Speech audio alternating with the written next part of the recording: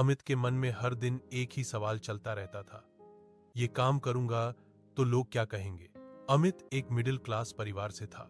उसके पास दो रास्ते थे, एक साधारण नौकरी जो समाज की नजर में सुरक्षित थी, और दूसरा अपना बिजनेस जिसमें अनिश्चितता थी।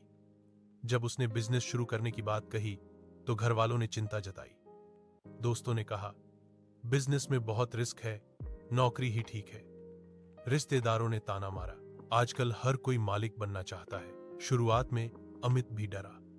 वह सोचता रहा कि लोग उसकी असफलता पर क्या कहेंगे, लेकिन फिर उसने महसूस किया कि अगर वह सिर्फ लोगों की सोच से डरता रहा तो कभी आगे नहीं बढ़ पाएगा।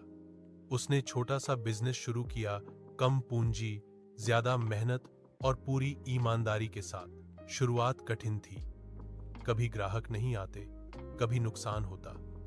लोग कहते, कहा था ना ये सब बेकार है। लेकिन अमित ने हार नहीं मानी। उसने बिजनेस के फायदे समझे, खुद का फैसला, समय की आजादी और अपनी मेहनत का पूरा फल। नौकरी में जहां आमदनी सीमित थी, वहीं बिजनेस में बढ़ने की कोई सीमा नहीं थी। धीरे धीरे उसका काम चल पड़ा, ग्राहक बढ़े, मुनाफा आने लगा। सबसे बड़ा फायदा यह था कि अब वह सिर्फ अपने लिए नहीं, दूसरों को भी रोजगार दे पा रहा था। उसका आत्मविश्वास बढ़ा और परिवार का भरोसा भी। आज वही लोग जो कभी सवाल उठाते थे, सलाह लेने आते हैं। अमित अब जान चुका था कि लोग कुछ न कुछ कहते ही रहेंगे। फर्क सिर्फ इतना है कि अगर हिम्मत करके बिजनेस किया जाए तो वही बातें प्रेरणा बन जाती हैं।